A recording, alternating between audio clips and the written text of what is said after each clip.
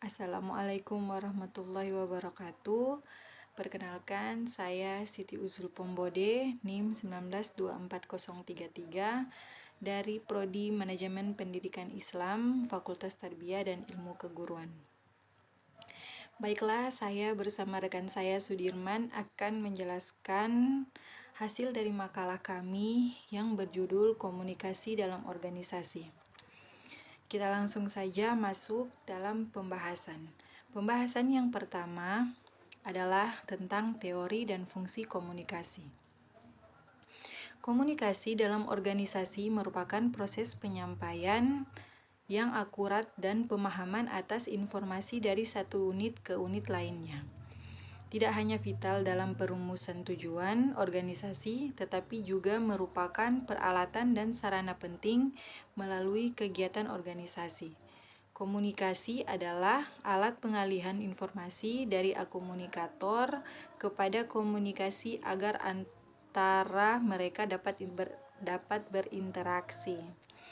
Komunikasi adalah satu usaha praktek dalam mempersatukan pendapat-pendapat, ide-ide, persamaan pengertian, dan persatuan kelompok. Aktivitas komunikasi memiliki ruang lingkup yang sangat luas.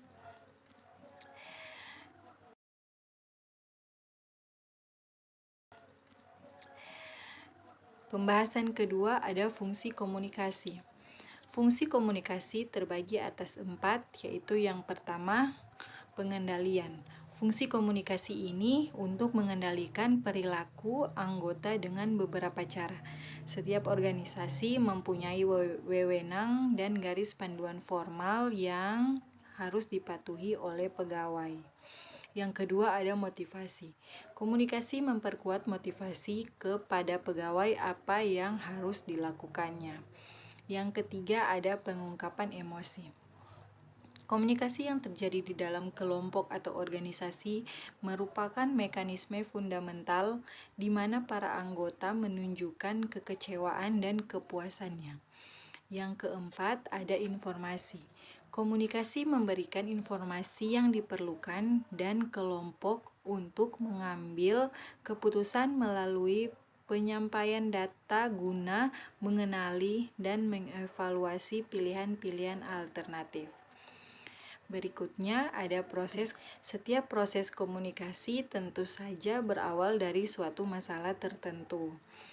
Akan tetapi perlu dipahami bahwa yang dimaksud masalah dalam hal ini tidak harus berarti sebuah kesenjangan antara kenyataan dengan nilai ideal yang dimiliki oleh seseorang, akan tetapi lebih luas daripada itu.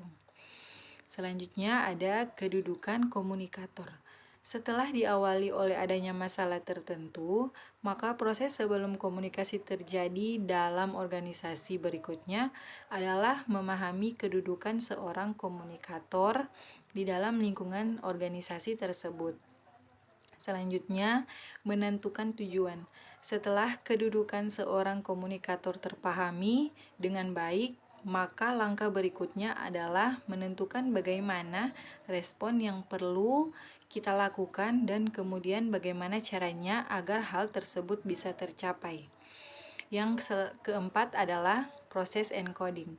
Proses ini adalah sebuah proses pengkodean, yaitu proses yang terjadi untuk membuat gagasan abstrak yang terdapat di dalam pikiran komunikator bisa diterjemahkan ke dalam bentuk lain yang bisa dikomunikasikan.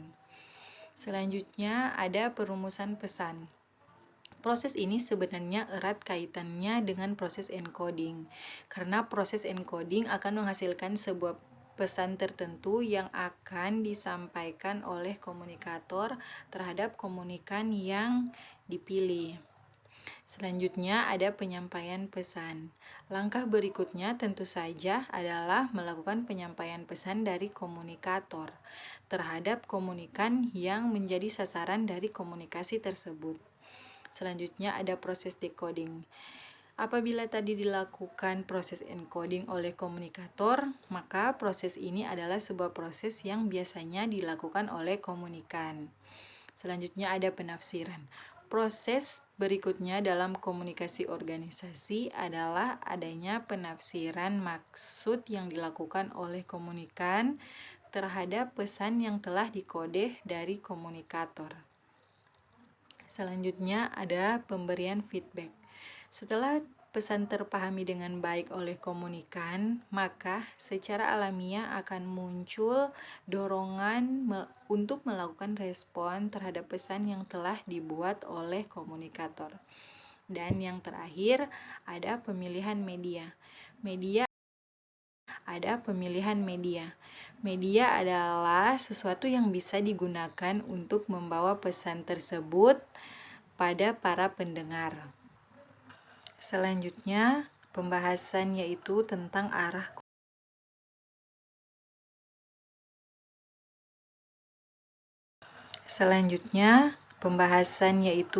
arah komunikasi. Komunikasi merupakan hal yang sangat vital dalam operasional sebuah organisasi. Semakin banyaknya person dalam sebuah organisasi membuat komunikasi semakin beragam. Begitu pula dengan semakin banyaknya informasi yang berputar, maka semakin kompleks komunikasi tersebut. Kesalahan komunikasi dalam penyampaian informasi bisa berakibat fatal, apalagi jika berhubungan langsung dengan pekerjaan yang mengakibatkan tujuan dari organisasi yang tidak tercapai. Tugas kita sebagai pemimpin adalah mengetahui jenis penyampaian komunikasi kepada anak buah maupun kepada kolega kita sendiri. Berikut ada 4 jenis arah komunikasi yang dapat membantu kita dalam menyampaikan informasi. Yang pertama, ada komunikasi ke bawah. Komunikasi ini adalah penyampaian informasi dari atasan ke bawahan sesuai dengan struktural di organisasi. Penggunaan komunikasi ini sangat efektif untuk penyampaian instruksi, pengalahan, pengontrolan kepada anak buah kita. Yang kedua ada komunikasi ke atas. Komunikasi ini adalah penyampaian informasi dari bawahan ke atasan. Biasanya hal ini terjadi saat karyawan kita ingin menyampaikan usulan, ide, keluhan, pengaduan, dan laporan.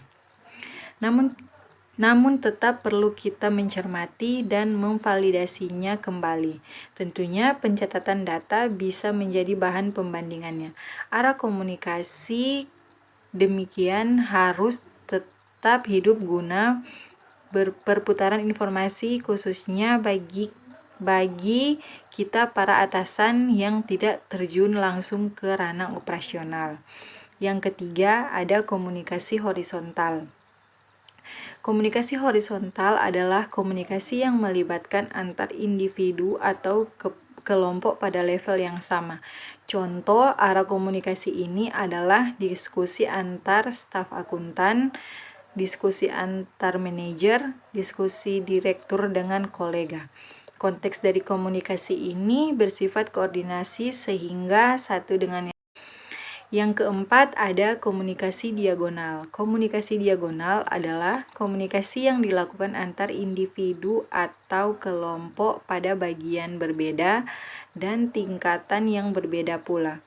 Komunikasi diagonal banyak terjadi pada organisasi berskala besar di mana ketergantungan antar departemen yang berbeda sangat besar. Kelebihan dari komunikasi ini dapat mempercepat penyebaran informasi. Namun ada kelemahan dari komunikasi ini karena penyebaran informasi tidak sesuai dengan jalur rutin dan struktur organisasi yang sudah ada. Komunikasi melibatkan dua pihak antara lain pengirim pesan dan penerima pesan. Untuk itu, arah komunikasi perlu menjadi perhatian agar komunikasi tetap berjalan sesuai koridor tujuan perusahaan. Baiklah, selanjutnya akan dilanjutkan oleh rekan saya, yaitu Sudirman.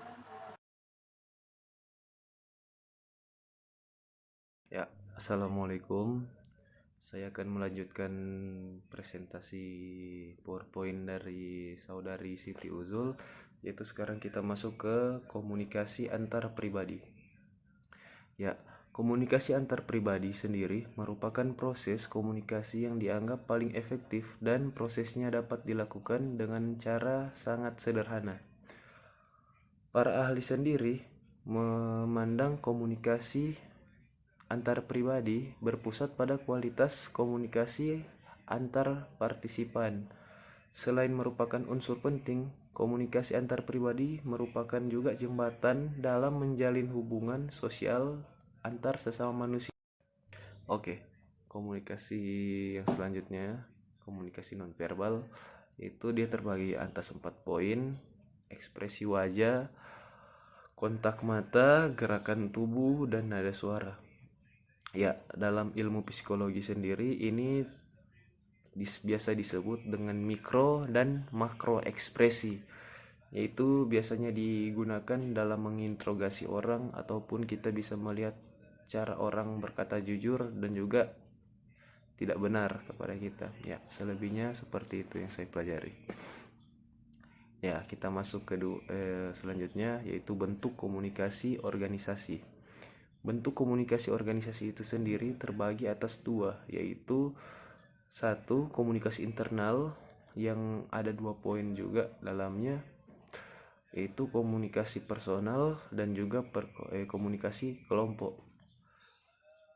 Nah, dan kedua ada komunikasi eksternal yang juga terbagi 2 poin, yaitu komunikasi dari organisasi kepada khalayak atau komunikasi khalayak kepada organisasi.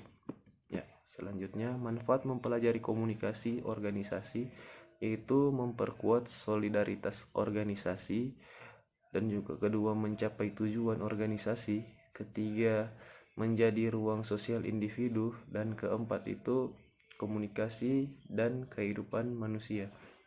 Ya, secara umum kita bisa melihat sendiri hasil dari mempelajari komunikasi ini, bahwasannya tanpa berkomunikasi dengan orang-orang lain, kita sebagai manusia tidak bisalah disebut manusia, karena sebaik-baiknya manusia itu adalah manusia yang berguna bagi orang lain. Ya, itu kutipan hadis yang saya tahu sih. Semoga bermanfaat. Ya, dan juga kita masuk di kesimpulan, yaitu komunikasi organisasi dapat dipahami dalam 2 artian. Yang pertama, mengenai proses komunikasi antar anggota dalam organisasi. Yang kedua, mengenai komunikasi sebagai suatu organisasi itu sendiri. Ya, manusia hidup dalam organisasi baik formal ataupun informal. Ambil contohnya seorang bayi yang lahir dari dalam keluarga. Keluarga adalah organisasi. Dalam pengertian informal, komunikasi ini dapat dipahami sebagai aktivitas mengirim dan menerima pesan antar individu dalam lingkungan sosial yang spesifik dengan tujuan juga yang spesifik. Ini pengertian yang luas. Lingkungan sosial yang dimaksud adalah setting di mana individu berada, yaitu organisasi.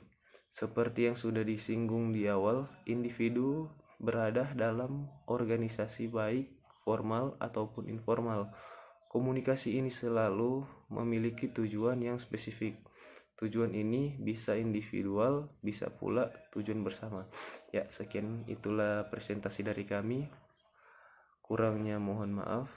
Ya, saya pamit. Assalamualaikum warahmatullahi wabarakatuh.